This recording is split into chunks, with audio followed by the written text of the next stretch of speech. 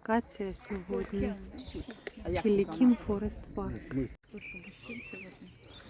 А женщин только на троне.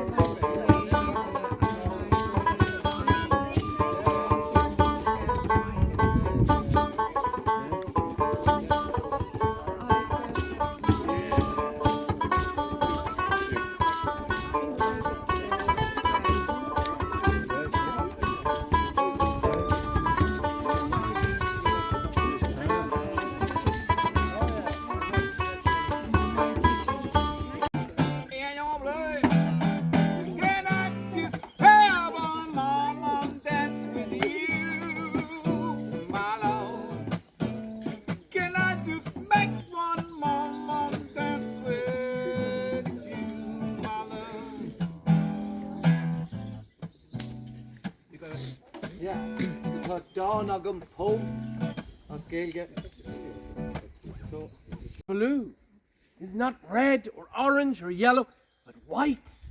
Everything is white. And life struggles to live.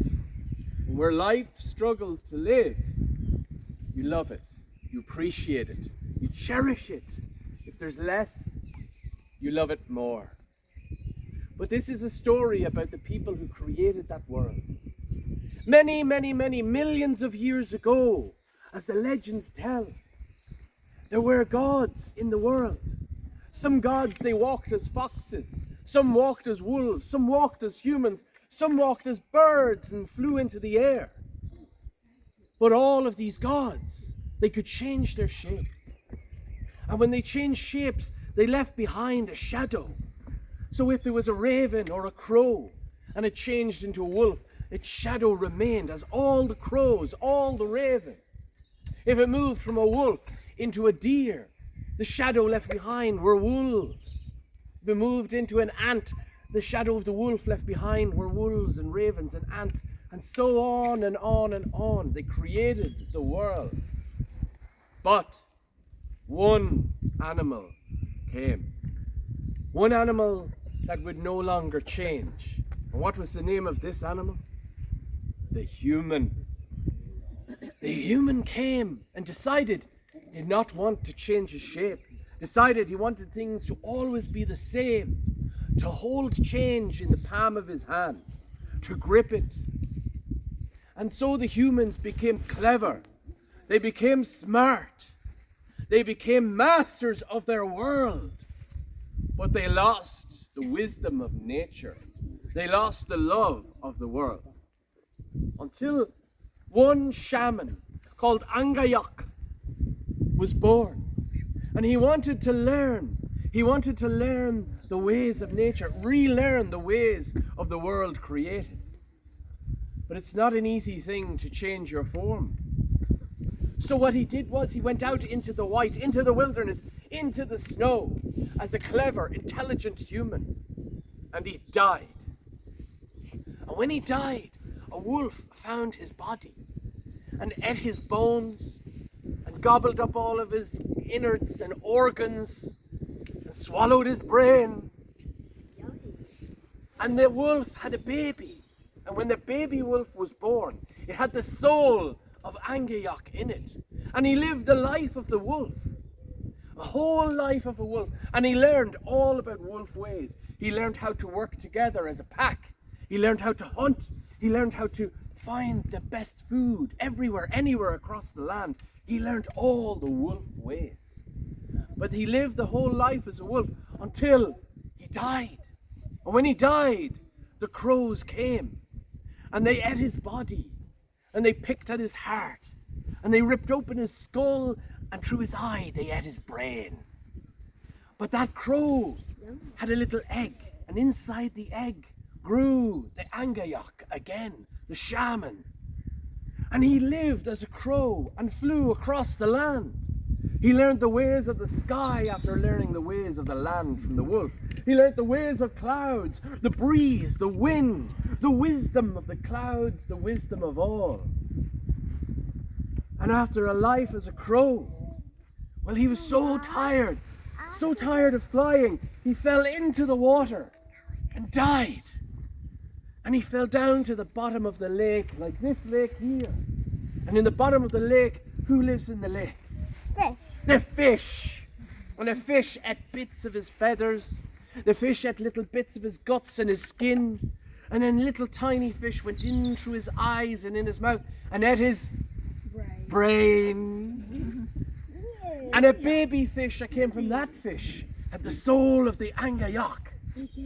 And that fish, that soul of the Angayak, learned the wisdom of the waters, learned how to love all the waters, learned how to live and love in the rivers, the seas, the oceans, the ponds, the streams, and learned the wisdom of all the watery creatures. Until a woman came to the side of the lake, hungry, and with a fishing rod, she caught the fish, and she ate the fish, and she ate its brains, but she had a baby in her belly. And the baby in her belly had the soul from the fish and into the Angayak. It went in. And so the baby was born again, and the Angayak was reborn as a human. And reborn as a human, the Angayak taught all the humans the ways of nature, taught them the wisdom of the wolves and the land, taught them the wisdom of the sky and the raven and the crow, taught the wisdom of the waters and the fish, and brought the wisdom of land and sky and water back to all the people. And they learned and they remembered and they became wiser and wiser and wiser. But we come then to a sadder time. The Inuit began to dwindle, their numbers became less and less. And people who killed the animals, who destroyed the sea, who tore up the land, who poisoned the skies, they began to kill all of the animals. And the soul of the Angayak, passing through body to body to body, watched this and grew sad, because he knew for every animal that dies, we might be intelligent, we might be clever, but we lose our wisdom. When all the crows die, we lose the wisdom of the skies. When all the fish are killed, we lose the wisdom of the waters. And when all the wolves are dead, we lose the wisdom of the earth. And so, as every animal passes more and more and more into extinction, so our wisdom in the humans passes into extinction. But every animal you save, every frog spawn you save, every little bird you feed and help, every little animal that's saved, saves our wisdom. Because we can be intelligent, we can be clever, but without the wisdom of the world, without the wisdom of nature, we ourselves will dwindle and go extinct as well. The world will go on without us, but we cannot go on without the wisdom of the world. Thank you. Woo! Are you going to my house? Okay, that's fine. If you don't like that, actually, I have some broccoli in here. Yeah.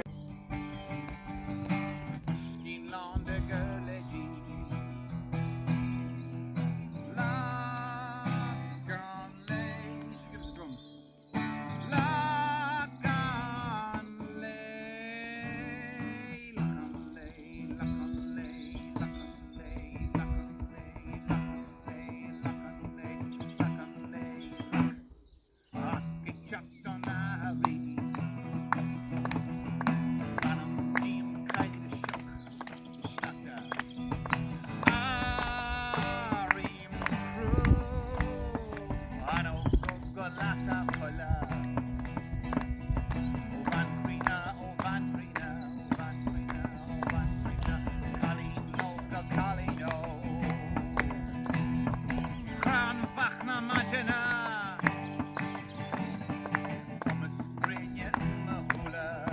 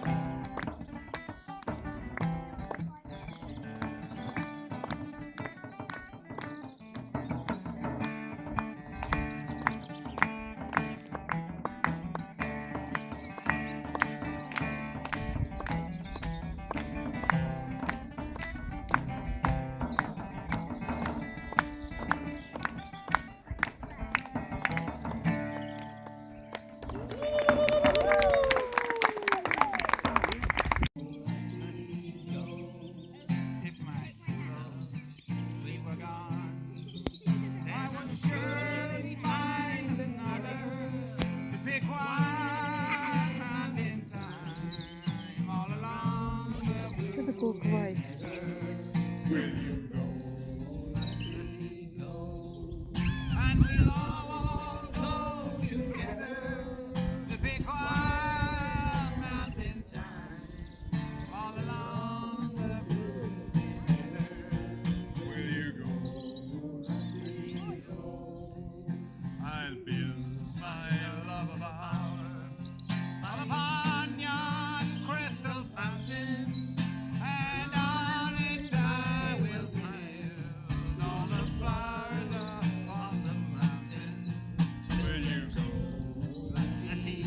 Everybody, and we'll all go together. A big wide mountain time, all along the blue heather. Will you go, Lassie? And we'll all go together. Big wide mountain time, all along the blue heather. Where you go, Lassie?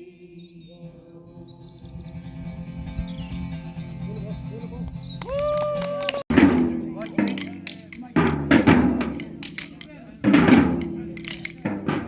Watch me.